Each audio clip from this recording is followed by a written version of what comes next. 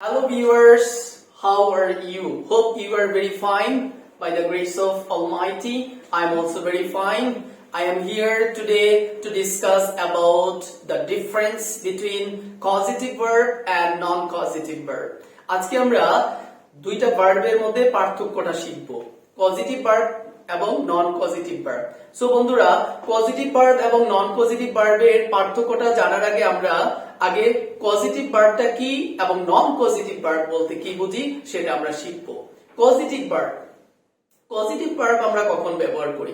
Subject যখন নিজে কাজটা না করে অন্যকে দিয়ে কাজটা করায় তখন আমরা পজিটিভ ভার্বটা ব্যবহার করে থাকি। এবং নন পজিটিভ ভার্বটা আমরা কখন ব্যবহার করি? নন পজিটিভ ভার্বটা আমরা ব্যবহার করি যখন সাবজেক্ট সক্রিয়ভাবে কি করে কাজটা সম্পাদন করে, যে ভার্ব ব্যবহার করে তাকে বলা হয় নন পজিটিভ ভার্ব। যেমন ধরুন, আমি চাঁদ দেখি, আই সি মুন। আবার যদি বলি যে আমি চাঁদ দেখাই, তাহলে কি হবে? I show the moon. তার মানে দেখো, প্রথম বাক্যে হচ্ছে আমি নিজেই কাজটা করতেছি, দেখার কাজটা, এই জন্য এখানে আই সি দ্য মুন হয়েছে। আর দ্বিতীয় বাক্যে বলেছি যে আই শো দ্য মুন, আমি চাঁদটা দেখাই কোন একজন ব্যক্তিকে। তেমনি করে আমরা আজকে পজিটিভ ভার্ব এবং নন পজিটিভ ভার্বের মধ্যে ডিফারেন্সটা শিখবো। যেমন আমি প্রথমে লিখেছি, দেখো, ইট। যেমন আমরা বলতে পারি যে আই অ্যাম ইটিং রাইস, আমি ভাত খাচ্ছি।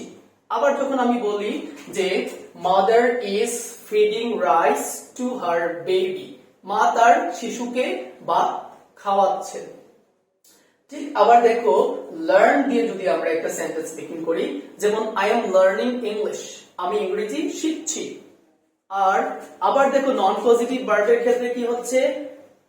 The teacher is teaching English to us, শিক্ষক আমাদেরকে ইংরেজি শিখাচ্ছেন।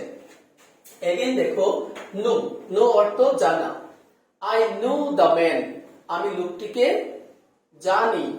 আই নো দ্য ম্যাটার, আমি বিষয়টা জানি। আবার যদি বলা হয় যে I inform the matter to my mother, আমি আমার মাকে বিষয়টা কি করেছি?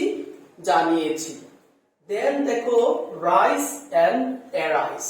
সো রাইজ অর্থ হচ্ছে কি? ওঠা, আর অ্যারাইজ অর্থ হচ্ছে উঠানো।